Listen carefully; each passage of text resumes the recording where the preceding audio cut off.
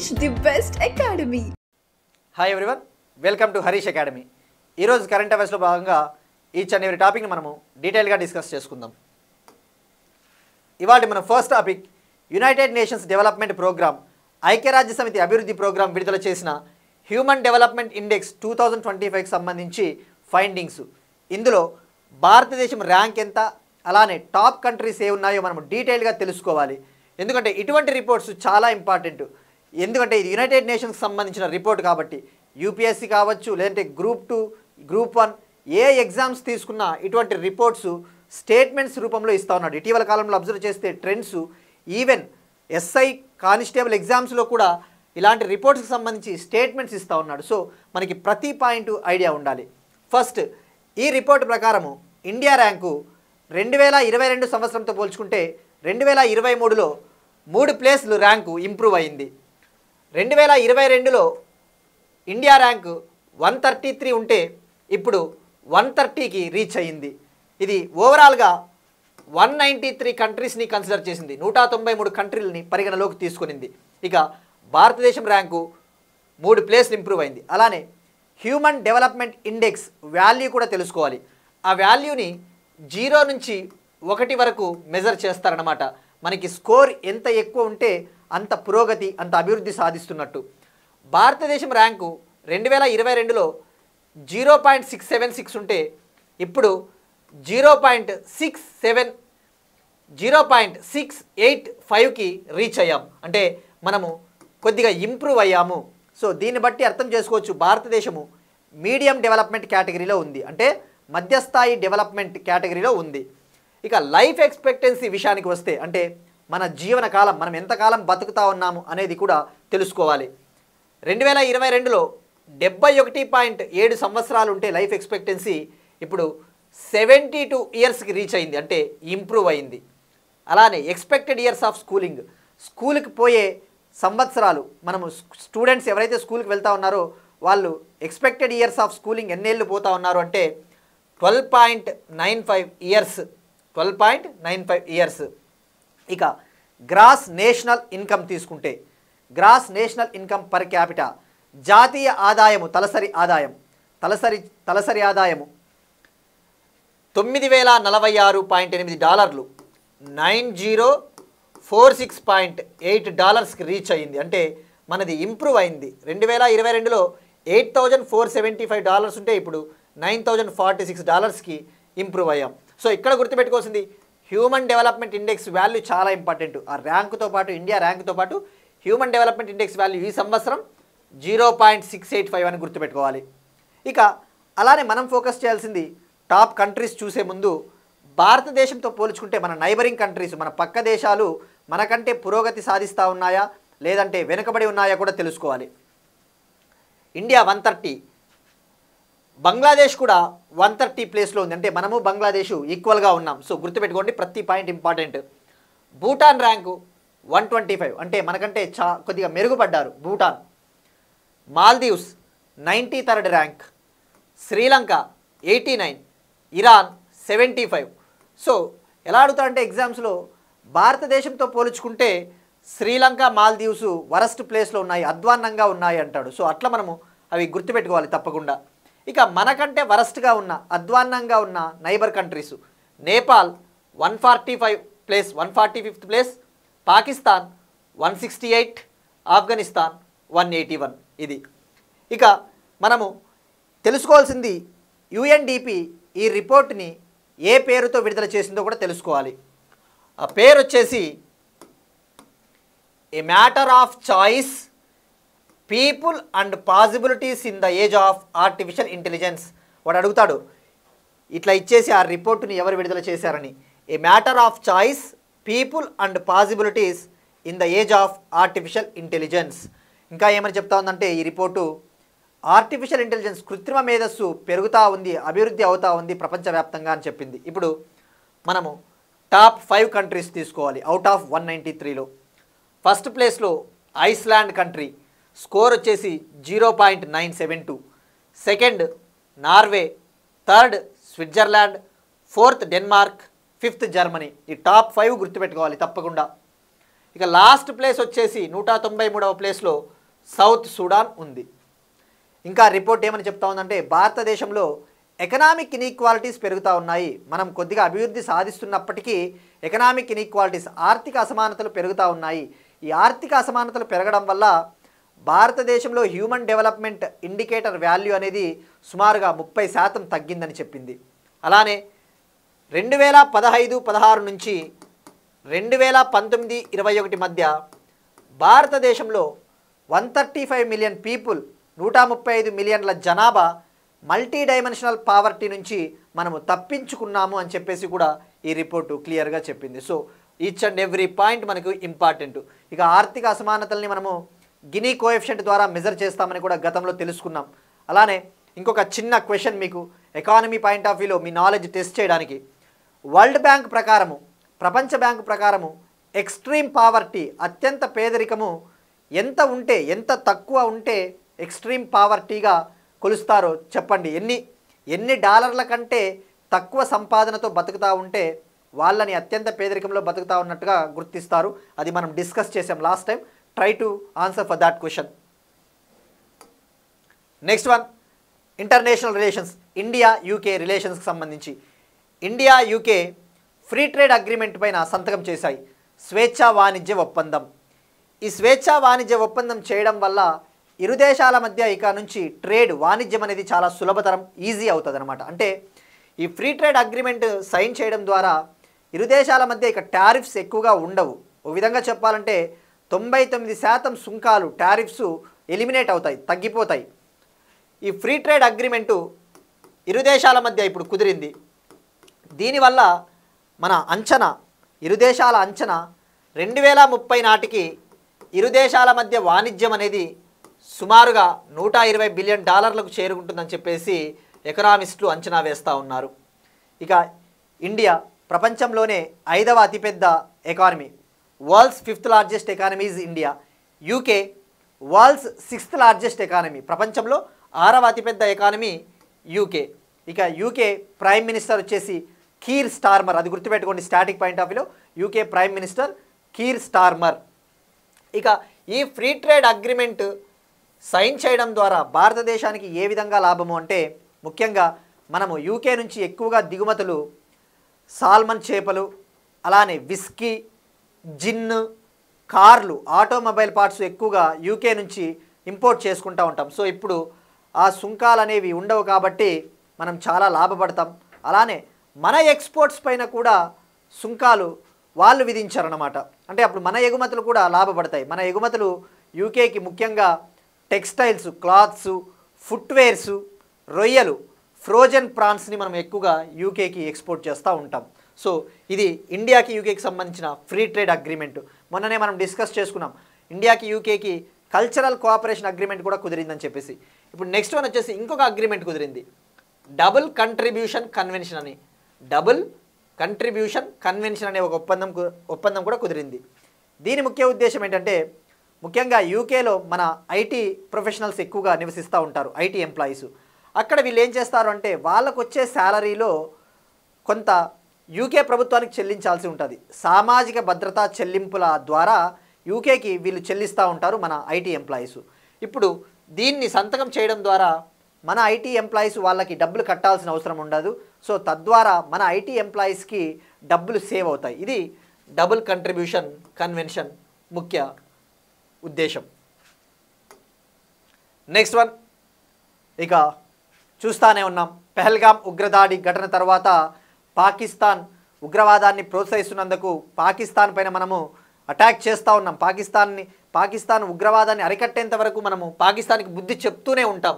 ఆ బుద్ధి చెప్పే ప్రాసెస్లో భాగంగానే మనము కొన్ని మిలిటరీ ఎక్సర్సైజెస్ని చేపడతా ఉన్నాం. అందులో మొదటిది ఆపరేషన్ అభ్యాస్. ఈ ఆపరేషన్ అభ్యాస్లో భాగంగా ఈరోజు మే 7న దేశవ్యాప్తంగా 244 జిల్లాల్లో, దేశవ్యాప్తంగా 244 డిస్టిక్స్లో మాక్ డ్రిల్, సివిల్ డిఫెన్స్ మాక్ డ్రిల్ని నిర్వహిస్తూ ఉన్నారు. సాయంత్రం 4 గంటల నుంచి 4 గంటల 15 నిమిషాల వరకు ఒక మాక్ డ్రిల్ అనమాట. ఈ మాక్ డ్రిల్లో భాగంగా ప్రజలకి ట్రైనింగ్ ఇవ్వడము, శిక్షణ ఇవ్వడము, ఏదైనా మిస్సైల్ అటాక్స్ జరిగితే ఏ విధంగా తప్పించుకోవాలో అని చెప్పేసి ఒక శిక్షణ ఇస్తూ ఉన్నారు. అలానే ఎయిర్ సైరన్స్ను మోగిస్తారు. సో ఇవన్నీ మనం చూస్తూ ఉన్నాం. సో దీని పేరు వచ్చేసి ఆపరేషన్ అభ్యాస్గా పేరు పెట్టారు. ఇక్కడ గుర్తుపెట్టుకోవాల్సింది దీని పేరు. ఇది 244 జిల్లాల్లో అమలు పరుస్తూ ఉన్నారు. ఇంకొకటి ఇది నిన్న తెలుసుకున్నాం, 1971 తర్వాత తొలిసారిగా నేషన్ వైడ్ మాక్ డ్రిల్ అని చెప్పవచ్చు. Next one operation Sindoor. ఇవాళ అబ్జర్వ్ చేస్తే అర్లీ మార్నింగ్ న్యూస్ చూసిన వెంటనే మనకి ఆపరేషన్ సింధూర్ అనేది మనం చూసే ఉంటాం. ఆపరేషన్ సింధూర్లో భాగంగా Indian army, Indian navy, Indian air force సంయుక్తంగా ఈ 3 త్రివిధ దళాలు కలిసి పాకిస్తాన్లో ఉన్న ఉగ్రవాద స్థావరాలపైన, పాకిస్తాన్లో ఉన్న టెర్రర్ సెటిల్మెంట్స్ పైన, ఆ ఉగ్రవాద శిబిరాలపైన మనము దాడి చేసి వాళ్ళని సమూలంగా నాశనం చేస్తూ ఉన్నాము. సో ఇది చాలా వెరీ గుడ్ ఇనిషియేటివ్ అని చెప్పవచ్చు. సో ఆపరేషన్ సింధూర్, ఇక్కడ ఆపరేషన్ సింధూర్, ఈ సింధూర్ అనే పేరుని గౌరవ ప్రధానమంత్రి నరేంద్ర మోడీ గారు సూచించారు ఈ పేరుని. ఇక సింధూర్ అంటే వెర్మిలియన్ అంటారు ఇంగ్లీష్లో, అంటే నుదుటిన పెట్టుకునే ఒక తిలకం లాంటిది. ఆ ప్రాతిపదికన ఈ పేరుని సూచించారు ప్రధానమంత్రి నరేంద్ర మోడీ గారు. నెక్స్ట్ వన్ ఇంకొక ఆపరేషన్ వార్తల్లో ఉంది, ఆపరేషన్ శివ. ఈ పెహల్గాం ఉగ్రవాది దాడి జరిగిన తర్వాత అమర్నాథ్ యాత్రకు వెళ్ళే భక్తులకు రక్షణ కల్పించడానికి ఇండియన్ సెక్యూరిటీ ఫోర్సెస్ లాంచ్ చేసిన ఆపరేషనే ఆపరేషన్ శివ. ఇక అమర్నాథ్ అనేది మనం గతంలో డిస్కస్ చేసుకున్నట్టు ఇది జమ్మూ కాశ్మీర్లోని అనంతనాగ్ డిస్టిక్లో ఉంది. ఇది హిందువులకు పవిత్ర యాత్ర అని చెప్పవచ్చు. ఇది సుమారుగా సముద్ర మట్టానికి 13,000 అడుగుల ఎత్తులో ఉంటుంది. ఇక అమర్నాథ్ యాత్ర గురించి తెలుసుకోవాల్సింది జియోగ్రఫీ పాయింట్ ఆఫ్ వ్యూలో, మీరు జియోగ్రఫీ చదివితే యూపీఎస్సీ కావచ్చు ఏ ఎగ్జామ్స్కైనా ఒక టర్మ్ ఉంటుంది, స్టాలెగ్మైట్. జియోగ్రఫీలో ఈ టర్మ్ ఉంటుంది. ఈ స్టాలెగ్మైటే ఈ అమర్నాథ్ శివలింగం అనేది స్టాలెగ్మైట్ రకానికి చెందినది. అంటే ఇది ఒక ఐస్ శివలింగం, మంచుతో ఏర్పాటైన శివలింగం. అబ్జర్వ్ చేస్తే ఇది ఆ హిమాలయ పర్వత ప్రాంతాల్లో కింద నుంచి ఆటోమేటిక్గా ఇట్లా ఫార్మ్ అవుతుంది. ఇది ఒక గుహ, కేవ్. ఈ కేవ్లో ఈ ఫ్లోర్ నుంచి, ఈ భూమి నుంచి ఇట్లా ఆటోమేటిక్గా అది రైజ్ అవుతుంది అనమాట, మంచుతో ఏర్పాటు అవుతుంది శివలింగం రూపంలో. దీన్ని స్టాలెగ్మైట్ అంటారు. స్టాలెగ్మైట్ ఈస్ నథింగ్ బట్, సింపుల్గా చెప్పాలంటే ఇది ఒక కేవ్ అనుకుంటే కింద నుంచి ఆటోమేటిక్గా న్యాచురల్గా రైజ్ అయితే ఒక జియోగ్రఫికల్ ప్లాట్ఫామ్ ఏర్పాటైతే దాన్ని స్టాలెగ్మైట్ అంటారు. ఇంకొకటి ఉంటుంది స్టాలెక్టైట్ అని. స్టాలెక్టైట్ అంటే ఫర్ ఎగ్జాంపుల్ ఇది ఒక కేవ్ అనుకుంటే, ఇది ఒక గుహ అనుకుంటే, ఆ మంచు కురిసి ఏమవుతుందంటే డ్రిప్పింగ్స్ ఇలా ఫామ్ అవుతాయి, పైన నుంచే ఇట్లా ఫామ్ అవుతాయి. మనం చూస్తూ ఉంటాం గుహల్లో వెళ్తే ఆటోమేటిక్గా ఈ కేవ్ పై భాగం నుంచి ఇట్లా ఏర్పాటు అవుతూ ఉంటాయి న్యాచురల్గా. వీటిని స్టాలెక్టైట్ అంటారు, స్టాలెక్టైట్స్. అది గుర్తుపెట్టుకోండి. Next one again another operation hawk 2025. ఆన్లైన్లో సైబర్ క్రైమ్స్ ఎక్కువైపోయాయి. ముఖ్యంగా చిన్నారుల పైన, ఉమెన్ పైన చైల్డ్ సెక్షువల్ అబ్యూస్ ఎక్కువైపోయింది. Online cyber crimes, child sexual abuse, వాళ్ళని శారీరకంగా వేధిస్తూ ఉన్నారు ఆన్లైన్ ద్వారా.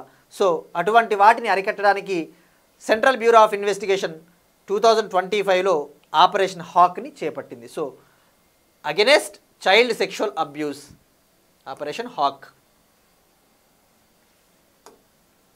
నెక్స్ట్ వన్ సుప్రీంకోర్టు ఢిల్లీ ఆ పరిసర ప్రాంతాల్లో పొల్యూషన్ని, వాయు కాలుష్యాన్ని అరికట్టడానికి నేషనల్ క్యాపిటల్ రీజియన్ పరిధిలో ఉన్న, ఢిల్లీ పరిధిలో ఉన్న రాష్ట్రాలు, ఆ నేషనల్ క్యాపిటల్ రీజియన్ పరిధిలో ఉన్న రాష్ట్రాలు ఢిల్లీ, రాజస్థాన్, హర్యానా, యూపీలకి కొన్ని డైరెక్షన్స్ని జారీ చేసింది. ఆ డైరెక్షన్స్లో భాగంగా వీళ్ళని ఆదేశించింది ఈ రాష్ట్రాలని, మీరు ఫైర్ క్రాకర్స్ని, బాణాసంచాని కాల్చకూడదు, వాటిని బ్యాన్ చేయండి. సెక్షన్ 5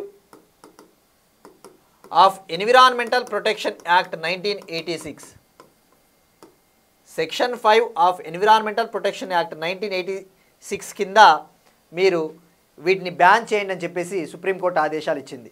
యాక్చువల్లీ సెక్షన్ 5 ఏం చేస్తుందంటే ఈ పర్యావరణ పరిరక్షణ చట్టం కింద ఉన్న ప్రొవిజన్స్ని అమలు పరుస్తుంది. ఈ చట్టం కింద సెంటర్కి అధికారం ఉంటుంది. సెంటర్ ఏం చేస్తుందంటే ఈ చట్టం కింద రాష్ట్రాలను ఆదేశిస్తుంది. ఫైర్ క్రాకర్స్ అటువంటి వాటిని ఉత్పత్తి చేయకూడదు, వాటిని అమ్మకూడదు, వాటిని నిల్వ చేసుకోరాదు, స్టోర్ చేయరాదు, వాటిని కాల్చకూడదని హక్కులు ఉంటాయి సెంటర్కి. ఇది 1988లో సెంట్రల్ గవర్నమెంటు ఈ అధికారాన్ని ఈ నేషనల్ క్యాపిటల్ రీజియన్ పరిధిలో ఉన్న యూపీకి, రాజస్థాన్కి, హర్యానాకు కూడా ఈ పవర్స్ని ట్రాన్స్ఫర్ చేసిందనమాట. సో ఈ జడ్జిమెంట్ ఇచ్చిన వాళ్ళు సుప్రీంకోర్టుకు చెందిన జస్టిస్ అభయ్ ఎస్ ఓకా మరియు జస్టిస్ ఉజ్జల్ బూయన్. ఇక ఫైర్ క్రాకర్స్ విషయానికి వస్తే ఫైర్ క్రాకర్స్ గురించి చదివేటప్పుడు గ్రీన్ క్రాకర్స్ గురించి కూడా తెలుసుకోవాలి. వీటికి ఆల్టర్నేటివే హరిత టపాసులు. మనం డిస్కస్ చేసుకున్నాం లాస్ట్ టైం. ఈ హరిత టపాసుల్ని ఇండియాలో అభివృద్ధి చేసేది సంస్థ సిఎస్ఐఆర్కు చెందిన laboratory NEERI, national environmental engineering research institute, Nagpur headquarters, మహారాష్ట్రలోని నాగపూరు.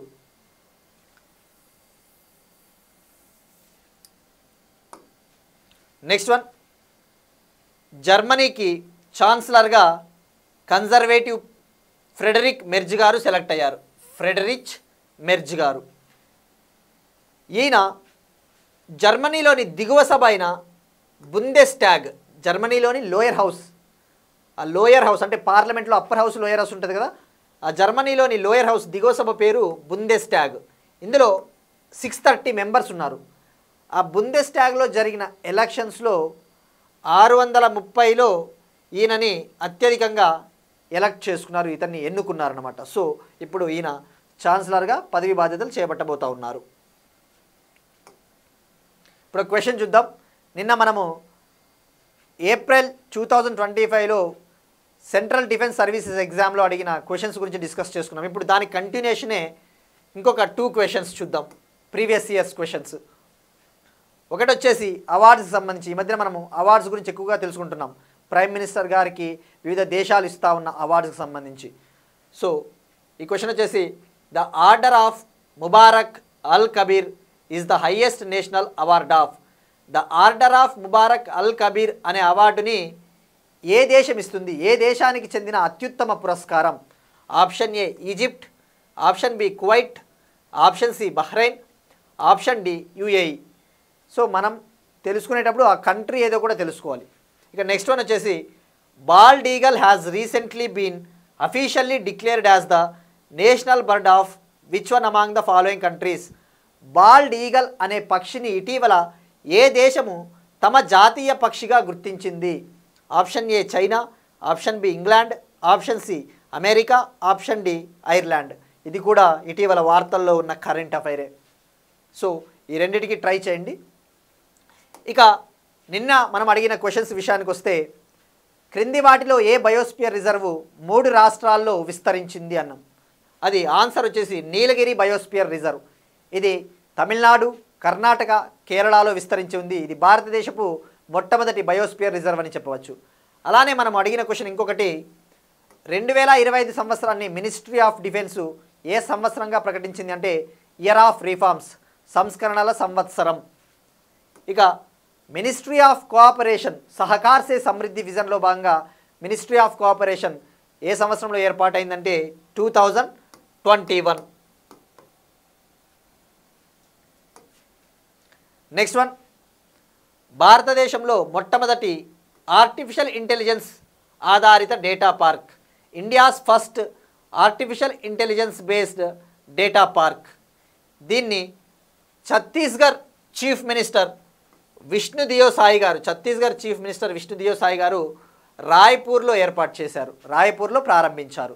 సో దీని ముఖ్య ఉద్దేశము ఇండియాలో ఆర్టిఫిషియల్ ఇంటెలిజెన్స్ ఎకోసిస్టమ్కి సంబంధించిన మౌలిక వసతుల్ని, లైక్ గ్రాఫిక్స్ ప్రాసెసింగ్ యూనిట్స్ మౌలిక వసతుల్ని అభివృద్ధి చేస్తారు. సో డైరెక్ట్గా ఫ్యాక్ట్ 1 ఛత్తీస్గఢ్.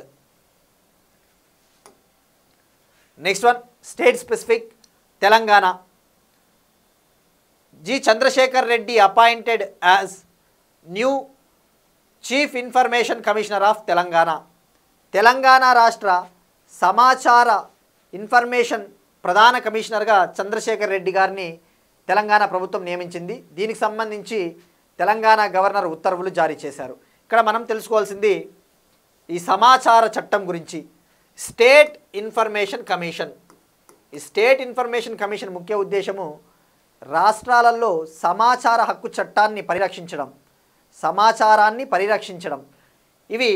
ఇది స్టాచ్యుటరీ బాడీ, అంటే చట్టబద్ధమైన సంస్థ. ఇది రైట్ టు ఇన్ఫర్మేషన్ యాక్ట్ 2005 కింద ఏర్పాటైంది. సమాచార హక్కు చట్టం 2005 కింద ఏర్పాటైంది. దీంట్లో కంపోజిషన్ అంటే ఇందులో మెంబర్స్ వచ్చేసి ఎంతమంది ఉంటారు అంటే ఒకరు ప్రధాన కమిషనర్ ఉంటారు, ఒకరు ప్రధాన కమిషనర్ చీఫ్ కమిషనర్, అలానే 10 మందికి మించకుండా సమాచార కమిషనర్లు ఉంటారు. Not more than 10 information commissioners సభ్యులుగా ఉంటారు. మిగతా సభ్యుల్ని ఇంకా గవర్నరు ఆమోదించలేదు. సో ఇక్కడ గుర్తుపెట్టుకోవాల్సింది ఈయన పేరు. ఇక స్టేట్ ఇన్ఫర్మేషన్ కమిషన్కి సంబంధించి మనము ఈ చీఫ్ ఇన్ఫర్మేషన్ కమిషనర్ని అలానే ఇందులో ఉన్న సభ్యులని ఎవరు ఎన్నుకుంటారో తెలుసుకోవాలి. 3 మెంబర్ బాడీ, 3 సభ్యులు గల ఒక బాడీ రికమెండ్ చేస్తుంది. అందులో సభ్యులుగా వచ్చేసి చీఫ్ మినిస్టర్ ఉంటారు, మరొకరు లీడర్ ఆఫ్ అపోజిషన్ ఉంటారు, ప్రతిపక్ష నాయకుడు, ఇంకొకరు స్టేట్ క్యాబినెట్ మినిస్టర్ ఉంటారు. ఆ స్టేట్ క్యాబినెట్ మినిస్టర్ని నామినేట్ చేసేది చీఫ్ మినిస్టర్. వీళ్ళు రికమెండ్ చేస్తే వీళ్ళని నియమిస్తారు. నెక్స్ట్ వన్, ఆంధ్రప్రదేశ్కి సంబంధించి ఏపీ ఎలక్ట్రానిక్స్ మ్యానుఫ్యాక్చరింగ్ పాలసీ 4.0కి సంబంధించి ఆంధ్రప్రదేశ్ ప్రభుత్వం గైడ్ లైన్స్ని జారీ చేసింది. ఇది 2024 నుంచి 2029 5 ఏళ్ల పాటు అమల్లో ఉంటుంది. దీనికి సంబంధించి ఆంధ్రప్రదేశ్లో ఎలక్ట్రానిక్ మ్యానుఫ్యాక్చరింగ్ క్లస్టర్స్ని, ఎలక్ట్రానిక్ వ్యవస్థని ప్రోత్సహించడానికి ఎలక్ట్రానిక్స్ మ్యానుఫ్యాక్చరింగ్ క్లస్టర్స్ని వివిధ సిటీల్లో ఏర్పాటు చేయబోతా ఉన్నారు. ఆ పేర్లు తెలుసుకోవాలి. విశాఖపట్నం, తిరుపతి, నెల్లూరు, శ్రీ సిటీ, కడప, అనంతపురంలో ఈఎంసీ క్లస్టర్స్ని ఏర్పాటు చేస్తూ ఉన్నారు. అలానే ఈ పాలసీ కింద ఇండస్ట్రీలని, పరిశ్రమలని పెట్టుబడుల ఆధారంగా, ఇన్వెస్ట్మెంట్స్ ఆధారంగా క్లాసిఫై చేస్తూ ఉన్నారు, విభజిస్తూ ఉన్నారు.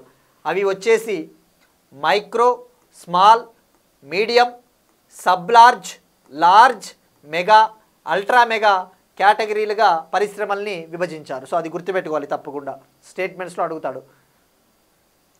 ఇక ఈ పాలసీ కింద ఇన్సెంటివ్స్ ఉంటాయి, పన్ను రాయితీలు, జిఎస్టీ మినహాయింపులు అలాంటివన్నీ కూడా వస్తాయన్నమాట. Next one, Gaganyaan machine. 2027 మొదటి త్రైమాసికంలో మానవ సహిత గగన్యాన్ మిషన్ను లాంచ్ చేయబోతా ఉన్నట్టు ఇస్రో చైర్మన్ వి నారాయణన్ గారు ప్రకటించారు. గగన్యాన్ మిషన్, దీన్నే హ్యూమన్ స్పేస్ ఫ్లైట్ ప్రోగ్రామ్ అంటారు. భారతదేశపు తొలి మానవ సహిత mission, India's first human space flight mission. ఇక్కడ మనం తెలుసుకోవాల్సింది, దీని గురించి డీటెయిల్గా తెలుసుకోవాలి. ఈ గగన్యాన్ మిషన్ని తొలుత ప్రధానమంత్రి నరేంద్ర మోడీ గారు 2018 ఇండిపెండెన్స్ స్పీచ్లో ప్రస్తావించారు. యాక్చువల్లీ దీన్ని 2022లోనే లాంచ్ చేయాలనుకున్నారు, కానీ కరోనా ఇవన్నీ కారణంగా ఇప్పుడు దాదాపు 5 ఏళ్ల తర్వాత 2027 ఫస్ట్ క్వార్టర్లో దీన్ని లాంచ్ చేయబోతూ ఉన్నారు. ఇక ఇందులో మనం ఫోకస్ చేయాల్సింది దీనికి సంబంధించిన బడ్జెట్ ఎంత కేటాయించారు, ఎంతమంది వెళ్తూ ఉన్నారు, దీన్ని ఏ వెహికల్ ద్వారా లాంచ్ చేస్తూ ఉన్నారో తెలుసుకోవాలి. ఈ మిషన్కి తొలుత 10,000 కోట్లు కేటాయించారు. అయితే దాన్ని ఇప్పుడు 20,193 కోట్లకు పెంచారు. ఈ మిషన్ కోసం బడ్జెట్ ఇప్పుడు 20,193 కోట్లు.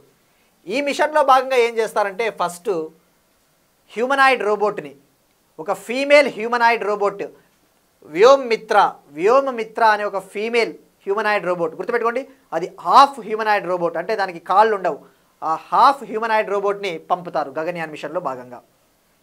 ఇక అలానే ఈ గగన్యాన్ మిషన్లో భాగంగా 4 ఇండియన్ ఎయిర్ ఫోర్స్కి చెందిన పైలట్లు కూడా వీళ్ళు రష్యాలో శిక్షణ పొందారు. వీళ్ళు ఈ మిషన్లో భాగంగా భూమికి 400 కిలోమీటర్ల ఎత్తులో, అంటే ఎర్త్స్ లోయర్ ఆర్బిట్లో 3 రోజుల పాటు వీళ్ళు అక్కడ నివసించబోతూ ఉన్నారు. గగన్యాన్ మిషన్ దీన్ని లాంచ్ వెహికల్ మార్క్ 3 ద్వారా లాంచ్ చేయబోతూ ఉన్నారు. ఇందులో ఇస్రో ఒక్కటే ఇన్వాల్వ్ అవ్వలేదు. ఇస్రోతో పాటు Indian institute of science Bengaluru, అలానే Tata institute of fundamental research Mumbai, అలానే మిగతా సంస్థలు కూడా ఇందులో భాగస్వామ్యం ఉన్నాయన్నమాట. సో అంటే ఇది ఒక విధంగా చెప్పాలంటే ఇంటర్నేషనల్ ప్రాజెక్ట్ అని చెప్పవచ్చు గగన్యాన్. ఇక గగన్యాన్ మిషన్లో భాగంగా నలుగురు వెళ్తా ఉన్నారు. ఆ నలుగురు ఆస్ట్రోనాట్ల పేర్లు తెలుసుకోవాలి. ఒకరు కెప్టెన్ ప్రశాంత్ బాలకృష్ణ నాయర్ గారు, మరొకరు కెప్టెన్ అజిత్ కృష్ణన్ గారు, మరొకరు గ్రూప్ కెప్టెన్ అంగద్ ప్రతాప్ గారు, మరొకరు వింగ్ కమాండర్ శుభాంశు శుక్లా గారు. ఇక శుభాంశు శుక్లా గారు ఈ నెల చివరిలో ఇంటర్నేషనల్ స్పేస్ స్టేషన్కి యాక్సియామ్ 4 మిషన్లో భాగంగా ఈయన వెళ్తా ఉన్నారని కూడా మనం డిస్కస్ చేసుకున్నాం. NASA mission Axiom mission 4. Next one, north east first geothermal production well in Arunachal.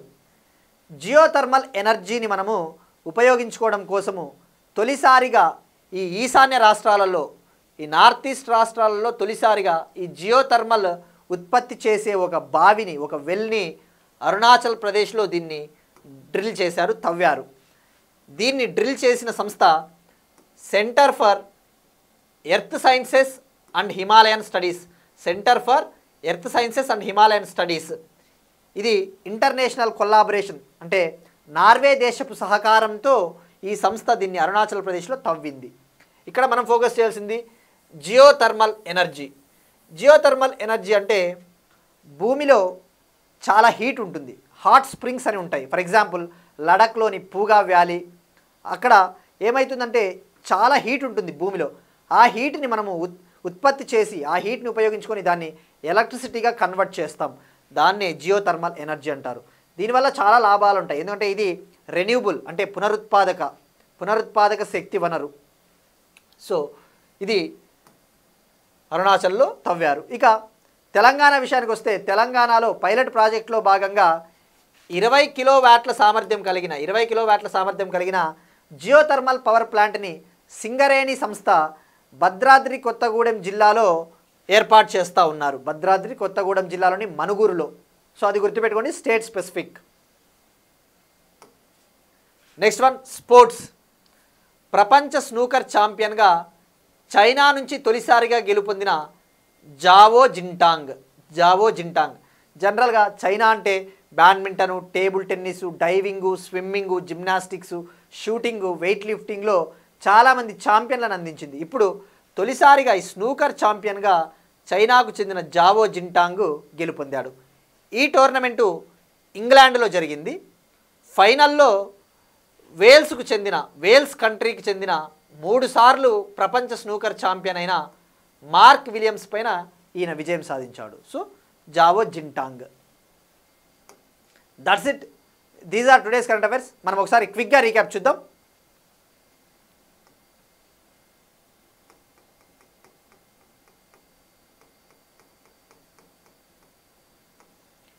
Human development index report UNDP,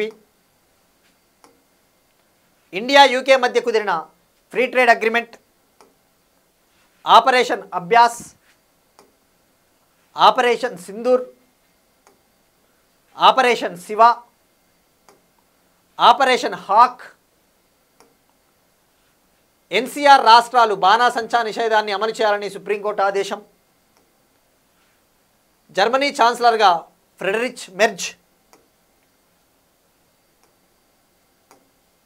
భారతదేశంలో మొట్టమొదటి AI ఆధారిత డేటా పార్క్,